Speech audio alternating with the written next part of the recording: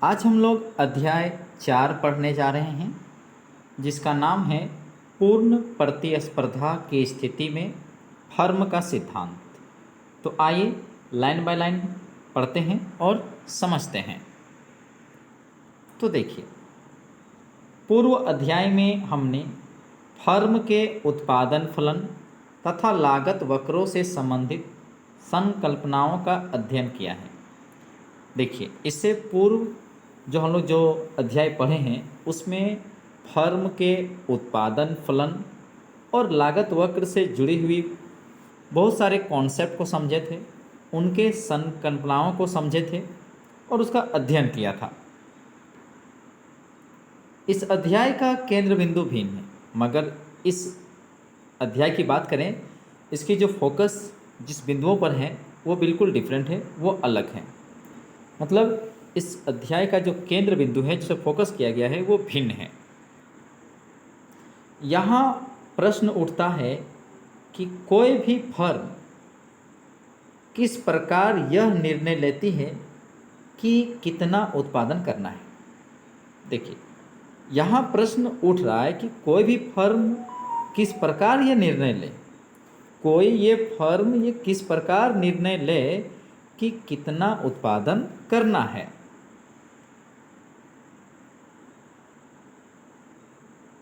इस प्रश्न के लिए हमारा उत्तर किसी भी रूप में सरल या अविवादित नहीं है। अगर इस प्रश्न की बात करें तो इस प्रश्न के लिए हमारा उत्तर किसी भी रूप में सरल या अविवादित नहीं है। उत्तर फर्म के व्यवहार की एक निर्णायक अपितु कुछ हद तक अनुचित मान्यता पर आधारित है। अगर हम इस फर्म के व्यवहार की एक निर्णायक अपितु कुछ हद तक अनुचित मात्रा पर आधारित उत्तर होगा, मतलब उत्तर किस पर होगा? उत्तर जो होगा वो फर्म के व्यवहार की एक निर्णायक अपितु बल्कि कुछ हद तक अनुचित मान्यता पर आधारित है। हमारे अनुसार फर्म कठोर रूप से लाभ अधिकतम करता होती है। अगर हम लोग फर्म को समझें तो हम लोग कह सकते हैं कि फर्म जो है एक कठोर रूप से कह सकते हैं कि वो लाभ अधिकतम करता है, वो अधिक लाभ प्राप्त करने वाला होता है, फर्म को कह सकते हैं। अतः फर्म जिस मात्रा का उत्पादन तथा बाजार में उसका विक्रय करती है, अतः फर्म क्या करती है? फर्म जिस मात्रा का उत्पादन तथा बाजार में उसका विक्रय करती हैं, वह उसके लाभ को अधिकतम करती है। मतलब फर्म क्या करेगा? जिस मात्रा का उत्पादन करेगा तथा बाजार में उसका विक्रय करता है और उसके लाभ को अधिकतम करता है। यहाँ हम यह भी मान लेते हैं कि फर्म जो कुछ वो उत्पादन करती है, यहाँ हम यह मान लेते हैं कि फर्म जो है जो कुछ वो उत्पादन करती है उसे बेच देती है। इसलिए जो निर्गत होता है और बेची गई मात्रा, यहाँ पर मात्रा होगा, को कई बार क्या होता है? बहुधा मतलब कई बार, सेवरल, अंत परिवर्तनीय रूप में प्रयोग किया जाता है। मतलब एक दूसरे के इंटरचेंजेबली, मतलब निर्गत के जगह पर बेची गई मात्रा और बेची गई मात्रा के जगह पर निर्गत का प्रयोग होता है। क्योंकि यहाँ ये मान लिया जाता है कि फर्म जो है जो कुछ उत्पादन करती है उसे बेचती है, इसलिए निर्गत और बेची गई मात्रा को कई बार अंत परिवर्तनीय रूप से प्रयोग किया जाता है। इस पाठ की संरचना निम्नवत है। अगर हम इस अध्याय का स्ट्रक्चर को देखें तो वो इस प्रकार है, निम्नवत है। हम पहले एक फर्म के अधिकतम लाभ कमाने की समस्या को रखकर उसका विस्तार पूर्वक परीक्षण करते हैं। देखिए, इस अध्याय में सबसे पहले जो शुरू होगा वो फर्म के अधिकतम लाभ कमाने की समस्या से होगा कि आखिर फर्म अधिकतम लाभ कैसे कमाए, उसकी अधिकतम लाभ कमाने की समस्या क्या है। तो यानी फर्म की जो लाभ कमाने की जो अधिकतम लाभ कमाने की जो समस्या है, इसी को ध्यान में रखकर विस्तार पूर्वक उसका क्या करेंगे, परीक्षण करेंगे, ऑब्जर्वेशन करेंगे। इसके पश्चात हम एक फर्म के पूर्ति वक्र का व्युत्पत्ति करते हैं। हम लोग ये प्राप्त करेंगे, डिराइव करेंगे कि पूर्ति वक्र किस प्रकार होता है, एक सप्लाई कर्व जो होगा वो कैसा होगा। पूर्ति वक्र निर्गत का वह स्तर दर्शाता है जिसका चयन एक फर्म बाजार कीमत के विभिन्न मूल्यों पर उत्पादन करने के लिए करती है। देखिए ध्यान से, यहाँ पर पूर्ति वक्र के बारे में थोड़ा कुछ बातें किया है। पूर्ति वक्र क्या है ना, पूर्ति वक्र निर्गत का वह स्तर है, यानी कि निर्गत के लेवल को, निर्गत के स्तर को बताने का कोशिश करता है पूर्ति वक्र। तो पूर्ति वक्र जो है निर्गत का वह स्तर है जिसका चयन एक फर्म बाजार कीमत के विभिन्न मूल्यों पर उत्पादन करने के लिए करती है। अंत में हम इस बात का अध्ययन करते हैं कि किस प्रकार व्यक्तिगत फर्मों के पूर्ति वक्रों को समूहित किया जाता है।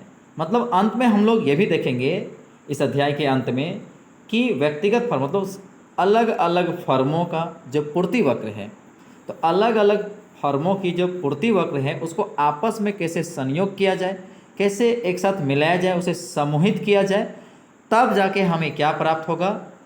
जब व्यक्तिगत फर्मों की पूर्ति वक्रों को मिला दिया जाता है तब बाजार पूर्ति वक्र प्राप्त किया जाता है।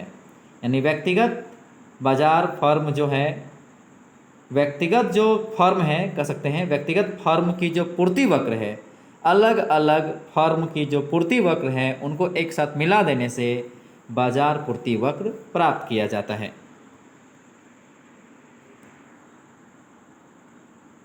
अब इस अध्याय में जो पहला जो पॉइंट जहाँ से स्टार्ट है उसे बोला गया है पूर्ति प्रतिस्पर्धा।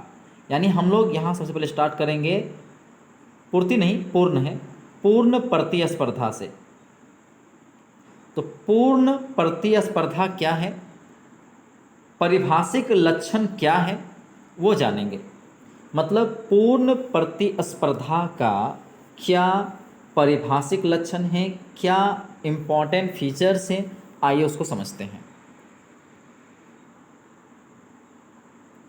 एक फर्म के लाभ अधिकतमीकरण की समस्या का विश्लेषण करने के क्रम में, जैसे हम लोग फर्म का अधिकतम लाभ, उसकी क्या समस्या है, तो उसको विश्लेषण करने के क्रम में मतलब हम लोग ये जानना चाहते हैं कि एक फर्म का लाभ अधिकतम जो चाहेगा उसकी समस्या क्या है। एक फर्म का अधिकतम लाभ प्राप्त करने के लिए उसकी जो समस्या है उसी का विश्लेषण हम लोग करेंगे सबसे पहले। और इसके क्रम में हम सबसे पहले बाजार का वातावरण पर विचार करेंगे। बाजार का वातावरण जिसमें फर्म कार्य करती है।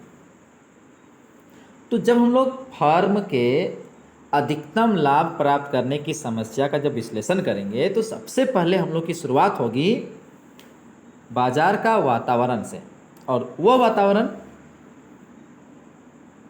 जिस पर फर्म कार्य करती है को स्पष्ट करना पड़ता है। यानी कि बाजार वातावरण को स्पष्ट करना पड़ेगा।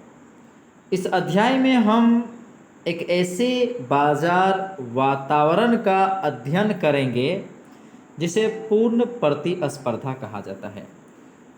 मतलब यहाँ हम लोग एक बाजार के बारे में विश्लेषण करेंगे और एक ऐसी बाजार जिन्हें पूर्ण प्रतिस्पर्धा बाजार कहेंगे। एक पूर्णतया प्रतिस्पर्धात्मक बाजार में एक पूर्ण तरह से जो प्रतिस्पर्धा से जुड़ी हुई जो बाजार होती है उसमें कुछ निम्न परिभाषिक लक्षण होते हैं। तो क्या परिभाषिक लक्षण हैं, आइए समझते हैं।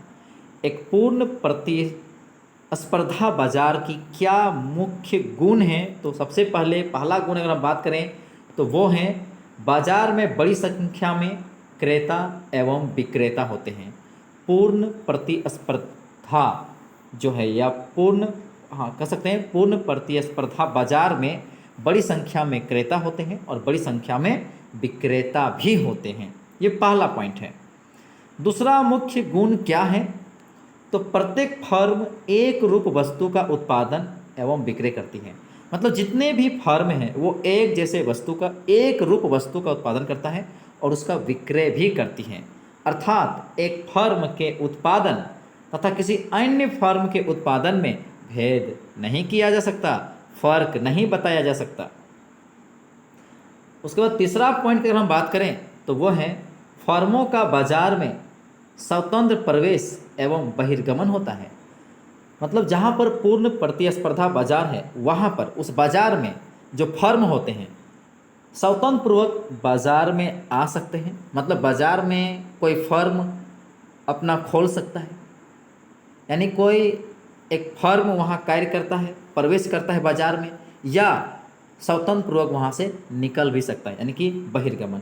मतलब पूर्ण प्रतिस्पर्धा बाजार में कोई एक फर्म स्वतंत्र पूर्वक आ सकता है और स्वतंत्र पूर्वक बहिर्गमन यानी बाहर जा भी सकता है। और अंत में आता है जानकारी पूर्ण होती है। इसमें एक विशेषता ये है कि इसमें जितने भी इंफॉर्मेशन होते हैं वो कंप्लीट होते हैं। तो ये 4 महत्वपूर्ण लक्षण हैं पूर्ण प्रतिस्पर्धा बाजार की। एक बार पुनः दोहरा देते हैं। बाजार में बड़ी संख्या में क्रेता एवं विक्रेता होते हैं। प्रत्येक फर्म एक रूप वस्तु का उत्पादन एवं विक्रय करती है। अर्थात एक फर्म के उत्पाद तथा किसी अन्य फर्म के उत्पाद में भेद नहीं किया जा सकता। तीसरा है फर्मों का बाजार में स्वतंत्र प्रवेश एवं बहिर्गमन होता है। और चौथी विशेषता है, जो लक्षण है, वो है जानकारी पूर्ण होती है। तो ये कुछ महत्वपूर्ण बिंदु हैं, महत्वपूर्ण लक्षण हैं पूर्ण प्रतिस्पर्धा बाजार की।